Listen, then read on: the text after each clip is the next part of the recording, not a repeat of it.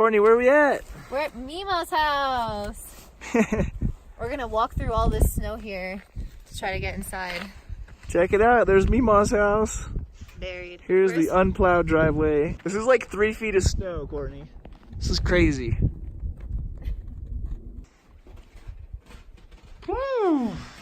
Go, Courtney, go, go, go! Here's Mima's house. Knock your feet off on these wood things over there. There you go, yeah, perfect. Okay, so tell me a little bit about who you are and where we are. So I am Tyler. I'm from Florida, quite the opposite of where we're at right now. We are in the southwestern part of Colorado in the San Juan Mountain Range in Telluride, Colorado. And it is March 29th, 2019. And we are currently in a small snowstorm. And as you can see outside, our snow season starts anywhere from, the beginning of September to October, and then November it really starts to get some more snow accumulation. And then we only really have like 3 months of like good skiing, and then March and April is like the last of the ski season here. So like pretty much the resort closes down the first week of April here because the snow starts melting and the temperatures are already warming up. And then we start doing the backcountry skiing when the snow becomes more stable in the late springtime. So Tyler was just telling me the other day about avalanches here and about something called an Avalung. So I'm going to have him tell you a story about his friend who got buried in an avalanche and how he actually escaped and is still living.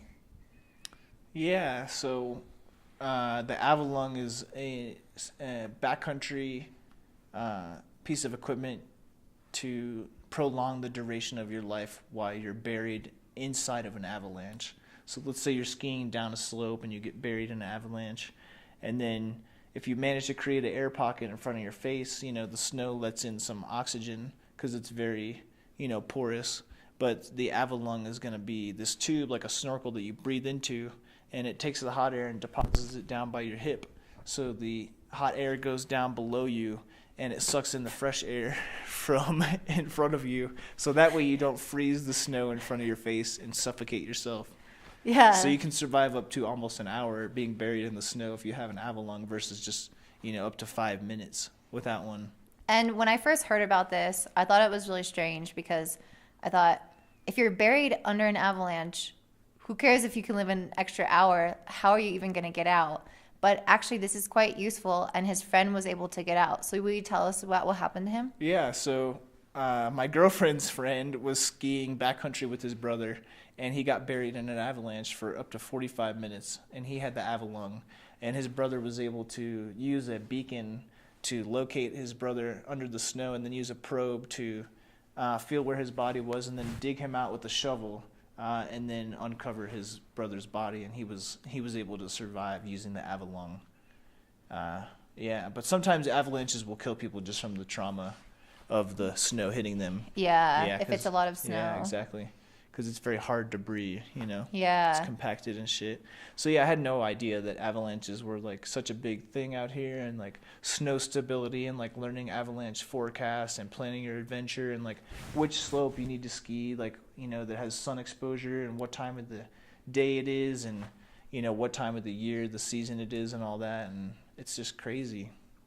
Yeah, it's a lot to take into account and in order to be careful when you go skiing because a lot of people just go on the normal slopes, which they actually blow up or they mine so that the loose snow will fall and there won't be avalanches while people are skiing in the designated areas of the resort. In the boundaries, yeah. Within the boundaries. But then there's something that Tyler mentioned, which is called backcountry skiing. And that's where it's not taken care of, so the snow is just left completely wild. Yeah, the snow is wild. There's no avalanche mitigation, like Courtney was just saying. Like on the resort, there's avalanche mitigation. Then they bomb, the snow to set off the avalanches, and then they open it once the bombing is completed, and the avalanche dangers are no longer there. Yeah. Yeah. So what is backcountry skiing like then?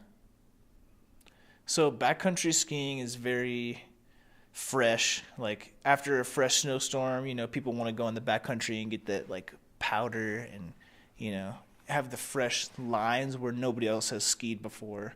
But there's lots of dangers like avalanches and tree branches and tree wells, like where the snow falls along the edges of the trees. It doesn't get compiled and the snow isn't compacted in the backcountry.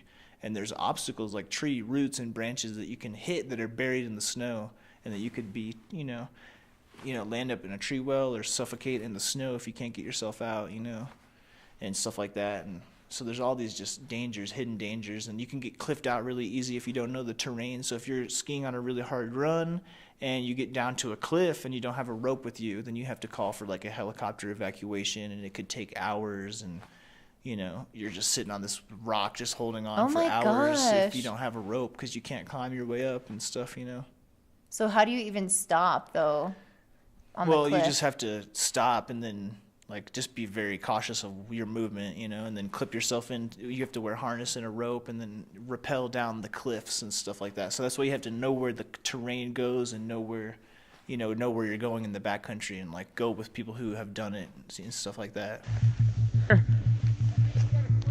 Huh? Well, what are all those marks?